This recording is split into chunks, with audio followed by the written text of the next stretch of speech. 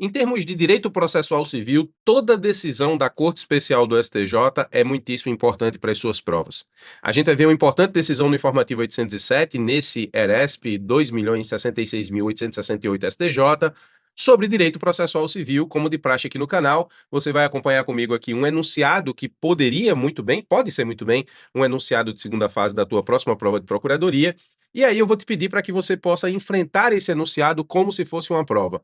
Depois que eu ler o enunciado, você pausa o vídeo e você tenta responder com aquilo que você sabe em termos de conhecimento jurídico pré-estabelecido, especialmente no que diz respeito à ciência do direito processual civil, que é uma das disciplinas mais importantes dos concursos de procuradoria, afinal de contas ela integra o que eu chamo de núcleo duro.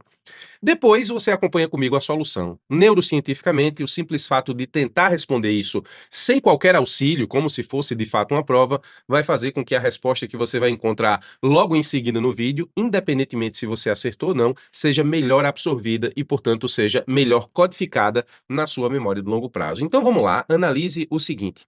Ebédico ingressou com tutela cautelar em caráter antecedente, pedindo que o juiz determine que a União conserve as imagens de segurança de determinada vara federal, que supostamente comprovam que o juiz federal Ebegildo lhe esmurrou nos corredores das dependências da vara federal em questão. O que Ebédico está pedindo aqui é, nesse caso, um famoso pedido cautelar.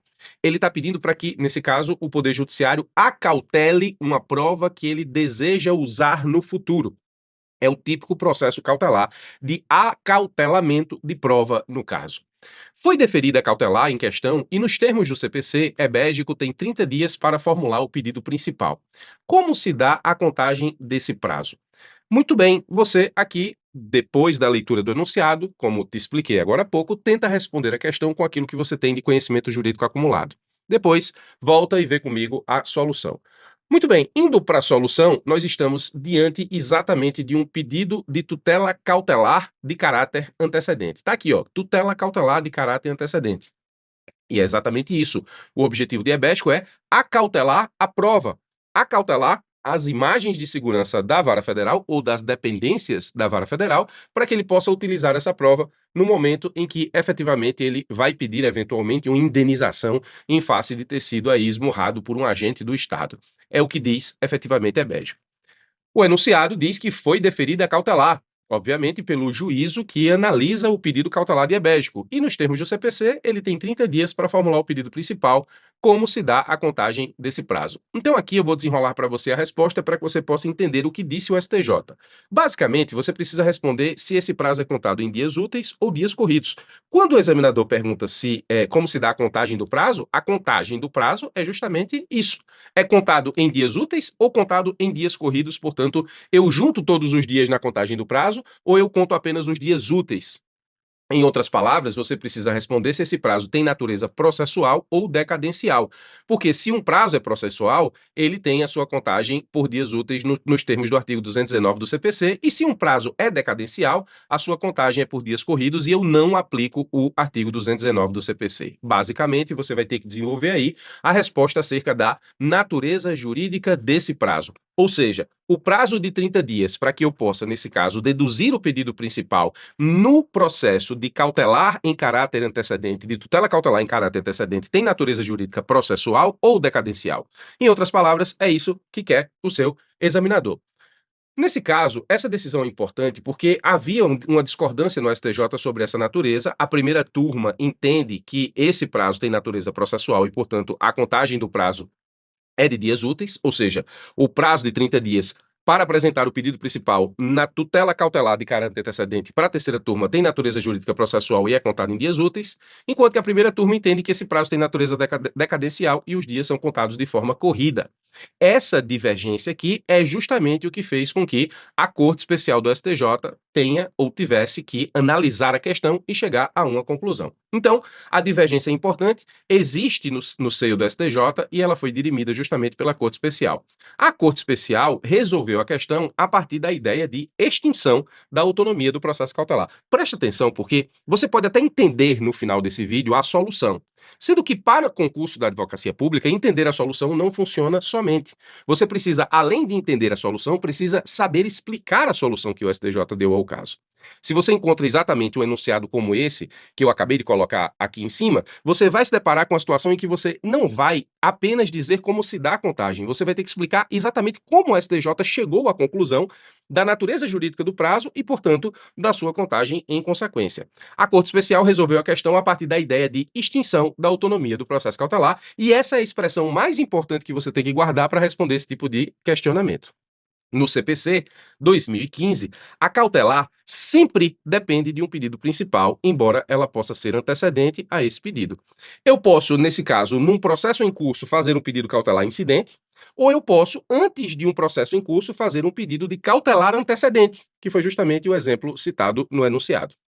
E aí, nesse caso, esse pedido de cautelar antecedente é antecedente a quê?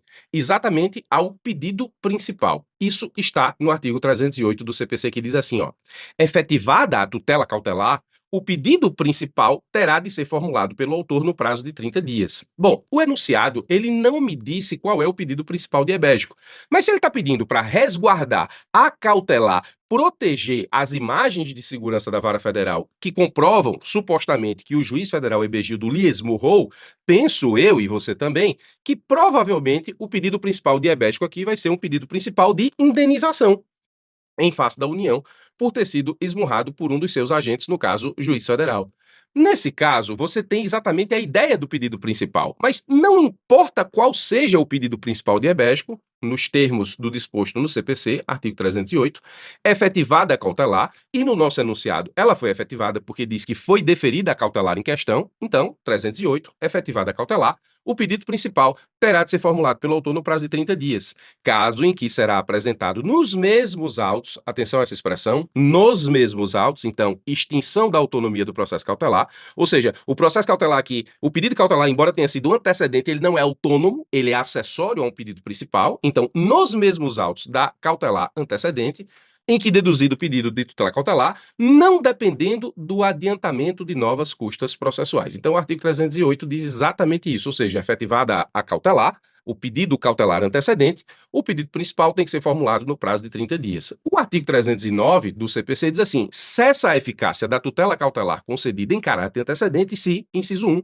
o autor não deduzir o pedido principal no prazo legal, que é o prazo de 30 dias. Então, o não atendimento à formulação do pedido principal no processo de tutela cautelar em caráter antecedente faz cessar a eficácia da tutela concedida em caráter antecedente.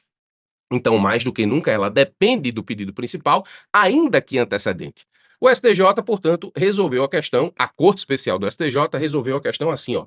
A dedução do pedido principal, nesse caso, é um ato processual que produz efeitos no processo já em curso, mesmo os autos. E o transcurso do prazo em branco apenas faz cessar a eficácia da medida concedida, fato que não afeta o direito material em discussão. Portanto, o prazo de 30 dias para a formulação do pedido principal previsto no artigo 308 do Código de Processo Civil possui natureza jurídica processual e, consequentemente, sua contagem deve ser realizada em dias úteis, nos termos do artigo 219 do CPC. No destaque do julgado, só para quem leu o destaque do julgado, nós temos assim: o prazo de 30 dias para a formulação do pedido principal previsto no artigo 308 do Código de Processo Civil possui natureza jurídica processual e, consequentemente, sua contagem deve ser realizada em dias úteis, nos termos do artigo 219 do CPC. Isso te ajuda a responder questões objetivas de concurso, inclusive os concursos de procuradoria e especialidade desse canal. Mas não te ajuda, nesse caso só o destaque do julgado, a resolver questionamentos subjetivos como aquele que propus no início desse vídeo, justamente porque você vai ter que fazer o embate entre natureza jurídica processual e natureza jurídica decadencial do prazo para aplicar o artigo 219 ou não do CPC, a fim de que a contagem seja por dias úteis ou não por dias corridos. Então, nesse caso, veja, nós estamos diante exatamente da solução dada pelo STJ, que partiu da ideia de que a autonomia do processo cautelar não existe no CPC 2015, o pedido cautelar será sempre um pedido acessório, então ele vai produzir efeitos de caráter processual, razão pela qual o prazo para a apresentação do pedido principal na tutela cautelar antecedente deferida é de 30 dias, tem natureza processual, não tem natureza decadencial, como, por exemplo, é o prazo do mandato de segurança, 120 dias decadenciais, e aí a sua contagem se dá nos termos do artigo 219 do CPC, ou seja, por dias úteis.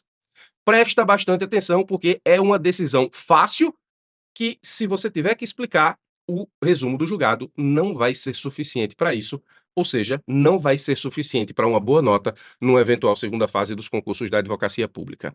Muito obrigado pela atenção, espero ter te ajudado com mais essa. Forte abraço e até os nossos próximos encontros.